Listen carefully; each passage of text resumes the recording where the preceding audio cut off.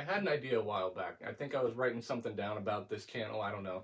But just the word theologian jumped out at me because it's different from like other fields of study. That if you're studying cardiology, you're learning about the heart, you're not a cardiologian. Studying biology, study of life, you're not a biologian. It's a biologist, a cardiologist. And but I've never heard someone called a theologist. And because my brain works this way, I just kind of pondered it. I'm like, I wonder why that is. And as I start looking at it, there's a lot of differences, and it's kind of an important distinction, I think.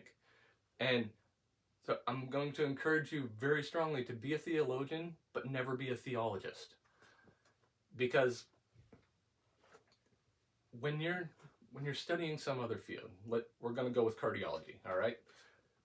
That if you've got someone who's been fascinated with the heart and has done stuff of like learning how it works, and he dissected frogs in science class, and he did the stuff of like seeing how this works, and he's spent a lifetime, observing and seeing and writing down what he learns and stuff. If that man hasn't studied what other people have learned, he's a hobbyist at best. Like, you're not going to go to a cardiologist who has only learned from his own experience and his own observations. Like, we want someone to be trained. He needs to go to school and see the research that has been done by human beings for thousands of years. He needs to be up to date on what is still being learned, around the world day by day. He needs to stay on top of all of the global research to be a cardiologist. Like, it's our shared collective knowledge. And I'm not saying anything against that. That's a great thing. Like, if I need a cardiologist, I want that guy, all right? The one who is making use of our combined global knowledge throughout time. But a theologian is different. And, like, that difference is one of the big problems. And that's part of what this channel is all about. I'm trying to encourage you that you don't have to be a theologist. So many of us disqualify ourselves because we don't have the whole background and all the study, and we don't understand all these different things that people have said, and I haven't learned Greek and Hebrew to read the original languages, and I don't know this and that, and I've never been in ministry, and I can't understand the Bible. It's like, stop it. Like, I'm not asking you to be a theologist. I'm not expecting you to have all global knowledge, because that's not the point. Like, studying God is not about gathering information. It's not about facts. And that's one of the ways that, like, the IST versus IAN ending is different. Because usually when you see IAN, it's more of like, it's an identity. It's things of like a Canadian or an Italian or Iranian.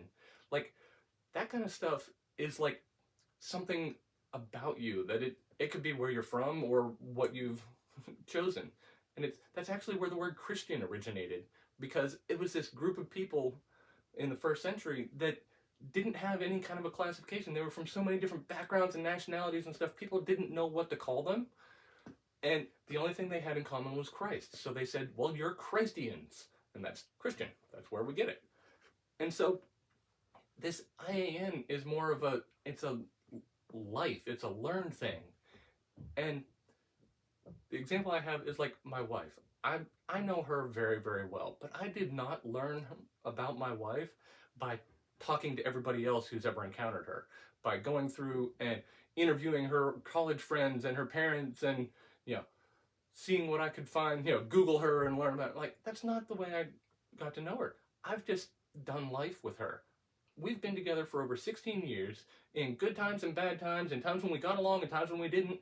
We've had a lot of just time together, and it's that relationship that's how I know her. And that's what God wants too, and that's what a true theologian should be. Because the other key difference is, like, a cardiologist can only learn indirectly, because a heart has never written a book to explain itself to the cardiologist. But God has written a book to explain himself to us.